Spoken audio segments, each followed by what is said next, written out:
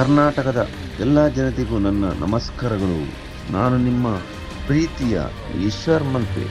ದಿನಾಂಕ 23/2024 ಬೆಳಗಾವಿ ಜಿಲ್ಲೆಯ ಸವದತ್ತಿ ತಾಲೂಕಿನ ಮಲಪ್ರಭಾ ನದಿಯ ಹುಬ್ಬಳ್ಳಿ ಧಾರವಾಡ ವಾಟರ್ ಲಿಫ್ಟಿಂಗ್ ಡ್ಯಾಮಿನ ಹತ್ತಿರ 17 ವರ್ಷದ ಯುವಕ ಈಜಾಡಲು ಹೋಗಿ ನೀರು ಪಾಲಾಗಿದ್ದರು. ಅದೇ ದಿನ ರಾತ್ರಿ ಕರೆ ಬಂದ ತಕ್ಷಣವೇ ಮಲ್ಪೆಯಿಂದ ಬೆಳಗಾವಿ ಜಿಲ್ಲೆಯ ಸವದತ್ತಿ ತಾಲೂಕಿಗೆ ನಮ್ಮ ತಂಡದೊಟ್ಟಿಗೆ ಸುಮಾರು ರಾತ್ರಿ 8 ಗಂಟೆಗೆ ನಾವು ಬೆಳಗಾವಿ ಜಿಲ್ಲೆಗೆ ಹೋಗ್ತೀವಿ.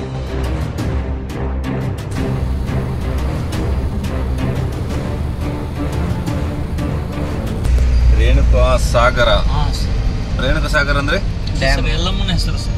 ಇಲ್ಲಿ ರೇಣುಕಾ ಸಾಗರ ಅಂತ ಎಲ್ಲಮ್ಮನ ಹೆಸರು. ಡ್ಯಾಮ್ ಇದೆ ಸರ್. ಇದು ಡ್ಯಾಮ್ ಗಿಡ ಇದೆ ಸರ್. ಆ ಕಡೆ ಮುಂದೆ ಒಂದು ಮಲಪ್ರಭಾ ಜಲಾಶಯ. ನದಿ ಮಲಪ್ರಭಾ ಸರ್. ಓಕೆ. ಈ ನೀರು ಎಲ್ಲಿ ಹೋಗ್ತಾ ಉಂಟು ಸರ್? ಇದು ಬಾಗಲಕೋಟೆ ಸರ್. ಕುಡಲ್ ಸಂಗಮ ಸರ್. ಕುಡಲ್ ಸಂಗಮ ಬಾಗಲಕೋಟೆಗೆ ನೀರು ಸಪ್ಲೈ ಮಾಡ್ತದೆ, ಕುಡಿ ನೀರು. ಸರ್ ಇಲ್ಲ ಸರ್, ಕುಡಲ್ ಸಂಗಮ ಬಸವಣ್ಣವ್ರು ಲಿಂಗೈಕ್ಯರಾಗಿದಾರಲ್ಲ ಸರ್, ಅಲ್ಲಿ ಹೋಗಿ ನದಿ ಸೇರ್ತದೆ ಸರ್. ಕೃಷ್ಣಾ ನದಿನ ಈ ನದಿ ಕೃಷ್ಣಾ ನದಿ ಸಂಗಮ ಹೋಗೋ ಜಾಗನ ಸರ್ ಕುಡಲ್ ಸಂಗಮ.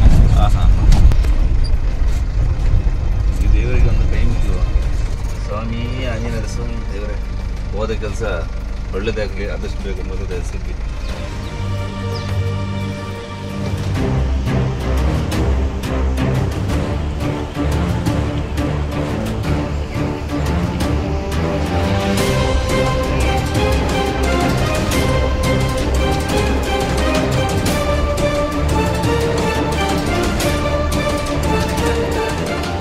ಬೆಳಿಗ್ಗೆ 7 ಗಂಟೆಗೆ ನಾವು ಕಾರ್ಯಾಚರಣೆಯನ್ನು ನಡೆಸ್ತಾ ಇದ್ದೆವು.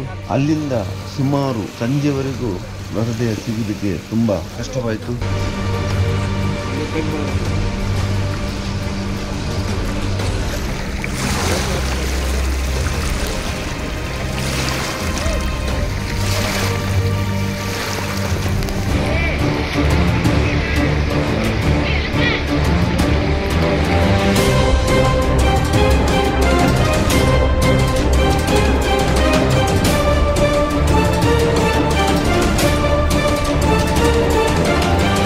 ಅಡಿದ ನೀರುಂಟಲ್ಲ, ಇಂಟು ನೀರು ಅಲ್ಲೇ ಉಂಟು, ಸ್ಟಾಪ್ ಆಗಿದೆ, ಎಲ್ಲೂ ಚಾಲು ಇಲ್ಲ.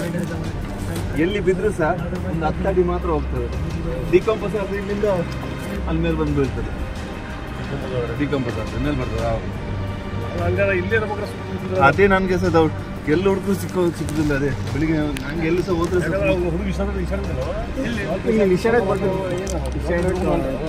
ಅವನ ಅರಿಬಿ ಚಪ್ಪಲಿ ಇಪ್ಪಲಿ ಎಲ್ಲ ಇಲ್ಲ.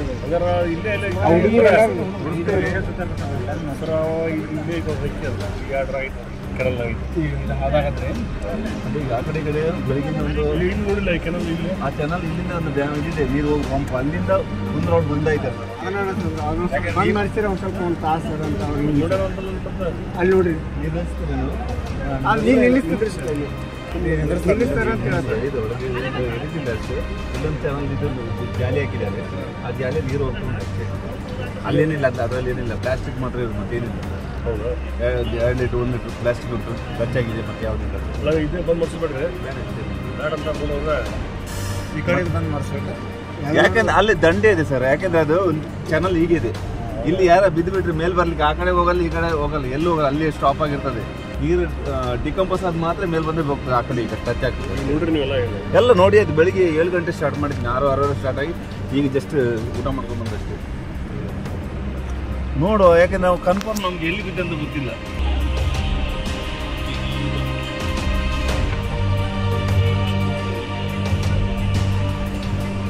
ಒಂದು ಸಿಲಿಂಡ್ರಲ್ಲಿ 7-8 ಮೊಬೈಲ್ ತೆಗೆದಿದೆ. ಸುಮಾರು ಒಂದು ತನಕ ನಮ್ಮ ಕರ್ನಾಟಕದ ಎಲ್ಲ ಬಾಜಿಯಲ್ಲಿ 1000 ಬಾಡಿ ಆಗ್ಬೋದು. ಎಲ್ಲ ಕಡೆ ಉಚಿತ, ಯಾರು ಗೊತ್ತದ ಒಂದು ದುಡ್ಡಿಗೋಸ್ಕರ ಮಾಡ್ಬೋದು, ಉಚಿತವಾಗಿ ಮಾಡೋದು. ಯಾರು ಕಾರ್ಯ ಬರ್ತದೆ ಅಲ್ಲಿ ಹೋಗಿ ತೆಗಿತೀವಿ. ನಮ್ಮ ಕಷ್ಟಪಟ್ಟು ಮಾಡ್ತೇವೆ, ಏನು ಮಾಡಲಿ ಅಂತ. ಆದರೂ ಸಹ ಸಿಗೋದಿಲ್ಲ, ಯಾಕಂದ್ರೆ ನಮಗೊಂದು ಪಾಯಿಂಟ್ ಬೇಕು. ಈಗ ಲಕ್ವಲ್ ಡ್ಯಾಮ್ ನಮ್ಮ ಭದ್ರಾವತಿ, ಅಲ್ಲಿ 3-4 ಜನ ನೀರು ಬಿದ್ದು ಮೃತಪಟ್ಟಿದ್ದಾರೆ. 100 ಫೀಟ್ ಅಡಿಯಲ್ಲಿದ್ದು ಮಾಡ್ತೀವಿ, ಸ್ವಲ್ಪ ತೆಗ್ದು ಸ್ಟಾಪ್ 5 ನಿಮಿಷದಲ್ಲಿ. ನೋಡು, ನಮ್ಮ ಪ್ರಯತ್ನ ಮಾಡ್ತೇವೆ. ಕೊನೆಗೆ ಸಂಜೆ 4 ಗಂಟೆಗೆ ಮೃತದೇಹ ಸಿಕ್ಕಿತ್ತು.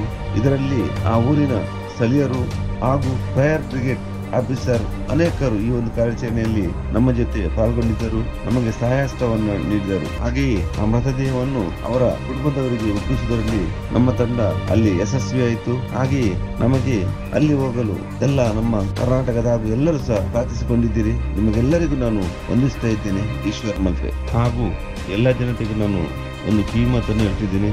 ತುಂಬಾ ಸಲ ಹೇಳಿದ್ದೀನಿ, ಎಷ್ಟು ಸಲ ಹೇಳಿದರೂ ಸಹ ಇದು ನೀರಿಗೆ ಬಿದ್ದು ಮೃತಪಡುವುದೇನು ಕಮ್ಮಿಯಾಗೇ ಇಲ್ಲ. ಹಾಗೆಯೇ ತಮ್ಮ ಮಕ್ಕಳನ್ನು ತಾವು ಸುರಕ್ಷಿತವಾಗಿ ನೋಡ್ಕೊಳ್ಬೇಕು. ಯಾಕೆಂದ್ರೆ ಮಕ್ಕಳು ಎಲ್ಲಿ ಹೋಗ್ತಾರಂತ ಗೊತ್ತಾಗಲ್ಲ ಮನೆಯಿಂದ. ಅದೇ ರೀತಿ ಈ ಹುಡುಗ ಸಹ ಮನೆಯಿಂದ ಹೋಗಿದ್ದು ಮನೆಯವರಿಗೆ ಗೊತ್ತೇ ಇರೋದಿಲ್ಲ. ಅದರಿಂದ ತಮ್ಮ ಮಕ್ಕಳು ನೀರಿನ ಕಡೆ ಹೋಗದಾಗಿ ಸ್ವಲ್ಪ ಜಾಗರೂಕತೆ ವಹಿಸಿ ಅಂತ ನಿಮ್ಮಲ್ಲಿ ನಾನು ಕೈ ಮುಗಿದು ಕೇಳ್ಕೊಳ್ತೀನಿ.